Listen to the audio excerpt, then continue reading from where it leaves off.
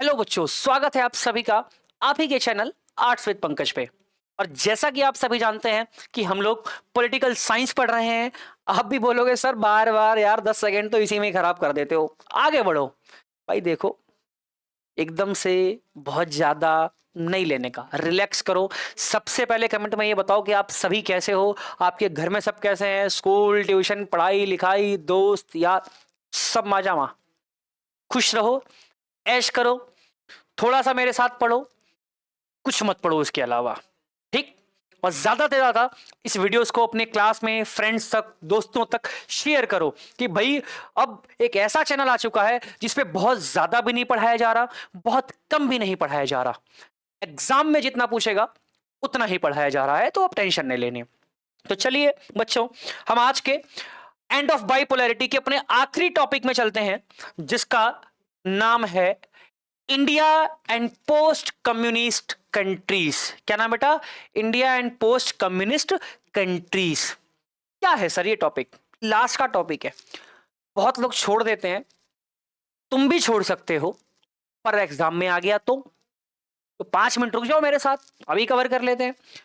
India and post communist countries बोल रहा है, जब यूएसएसआर टूट गया, सोवियत संघ डिसइंटीग्रेट हो गया, सभी देश अलग अलग हो गए, कैपिटलिज्म पूंजीवाद को अपना लिया, उसके बाद उन पोस्ट कम्युनिस्ट कंट्रीज यानी टूटने के बाद जो देश बचे अलग अलग हुए, मतलब उनका भारत के साथ कैसा रिलेशन रहा, कैसा संबंध रहा।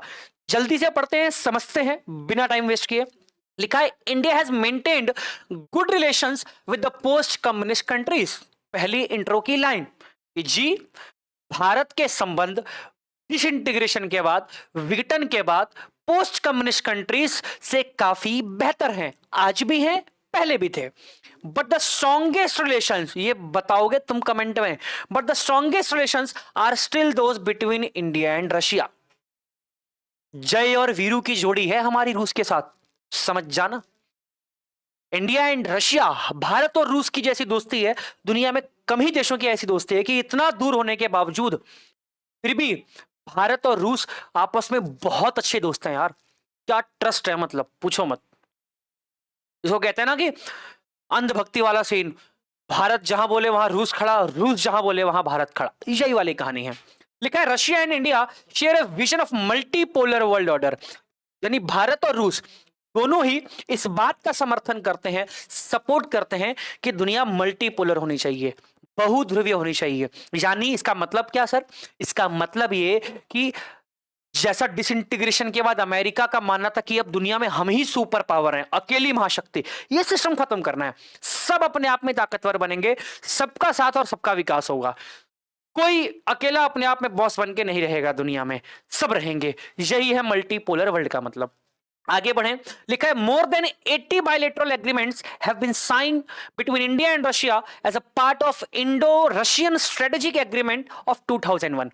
यानी बोल रहा है कि 2001 में जो इंडो रशियन स्ट्रेटेजिक एग्रीमेंट हुआ, इसके तहत 80 एग्रीमेंट्स, 80 संधियां भारत और रूस के बीच में होती हैं, अलग अलग क्षेत्रों में, अलग अलग फील्ड्स में, एक दूसरे के सहयोग को बढ़ाने के लिए, एक दूसरे को कॉपरेट करने के लिए। तो एग्जाम में पूछ सकता है कि इंडो रशियन स्ट्रेटेजिक एग्रीमेंट 2001 के थ्रू भारत और रशिया में कितने समझौते हुए? तो आपका जवाब आएगा 80। अगला लिखा है कि Russia is important for India's nuclear energy plans and assisted India space industry by giving for cryogenic rockets. समझना, एग्जांपल दे रहा है कि भारत और रूस इतने अच्छे संबंध है कि रूस ने शुरू से ही भारत को स्पेस इंडस्ट्री में काफी सपोर्ट किया है, काफी कॉपरेट किया है। हमारे पास क्रायोजेनिक रॉकेट्स नहीं होते थे एक टाइम पे, रॉकेट लॉन्च करने के लिए, अपनी सैटेलाइट्स भेजने के लिए, तब रूस ने हमको ये सारी चीजें सपोर्ट करी, और रूस आज भी करता है बेटा, ध्यान रखना, रूस आज भी करता है। आगे बढ़े तो लिखा है टॉपिक में कि during the cold war era India and USSR enjoyed a special relationship. यानी जब उस समय यूएसएसआर की बात कर रहा है तो वो ऑटोमेटिक इंडिया की बात कर रहा है, सॉरी रशिया की बात कर रहा है कि कोल्ड वॉर के टाइम पर भी यूएसएसआर, जिसको रशिया डोमिनेट करता था, तब भी भारत और यूएसएसआर यानी रशिया के संबंध काफी बेहतर थे।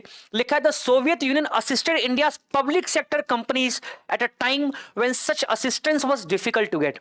यानी शीत युद्ध के दौरान भी कई साल पहले, आज के कई डिकेड्स पहले, जब हमारे देश में प्राइवेट इंडस्ट्रीज थी, जब उनको बढ़ना था, हमें तरक्की करनी थी, इंडस्ट्रीज को डेवलप करना था, तब भी बीएचईएल, भेल और ऐसी बहुत सारी कंपनीज को रशिया ने सहयोग किया, असिस्ट किया, ट्रेनिंग दी, हेल्प करी और मदद करी। तो सिर्फ डिसइंटीग्रेशन के बाद नहीं बेटा, डिसइंटीग्रेशन से पहले भी यूएसएसआर और भारत के संबंध काफी बेहतर थे। The Soviet union supported India's position on the Kashmir issue in the union. हमेशा जब जब हमें जरूरत पड़ी है तो रूस ने यूनाइटेड नेशन के अंदर, संयुक्त राष्ट्र संघ के अंदर, अंतरराष्ट्रीय मंचों के ऊपर भारत का कश्मीर मुद्दे पर सहयोग किया है। It also supported India during its major conflicts, especially during the war with Pakistan in 1971. जब 1971 का युद्ध हुआ था ना, जब पाकिस्तान की तरफ से हरामखोर अमेरिका लड़ने आ गया था, तब रशिया ही था, रूस था जिसने हमारी मदद करी, अपनी सेना, अपनी शिप भेज के कि आओ, कौन आएगा भारत की तरफ से, भारत की तरफ लड़ने के लिए, अमेरिका आएगा, आ भाई हम खड़े हो गए, अमेरिका निकल लिया जी। और नतीजा क्या हुआ, पूरी तरीके से पहला हमने पाकिस्तान को, छोड़ो खैर। India received most of its military hardware from the Soviet Union at a time when few other countries were willing to part with military technologies. यानी एक समय जब दुनिया के कई देश यूएसएसआर से मिलिट्री इक्विपमेंट्स, सैन्य हथियार, सैन्य सहायता की तरफ देख रहे थे कि हमारी तरफ रशिया भेजे, हमसे मिलिट्री कोऑपरेशन बनाए। उस समय भी रूस भारत को काफी ज्यादा मिलिट्री टेक्नोलॉजीज, इक्विपमेंट्स देता था, बनाने में सपोर्ट करता था और आज भी करता है। लास्ट पॉइंट लिखा है कि Hindi films and Indian culture were popular in the Soviet union. और बेटा आज भी ना रशिया के अंदर जो हमारी बॉलीवुड की फिल्म्स है, हिंदी फिल्म है, सॉन्ग्स अमिताभ बच्चन, शाहरुख खान के बहुत गाते हैं लोग वहां पर और बहुत देखना पसंद करते हैं।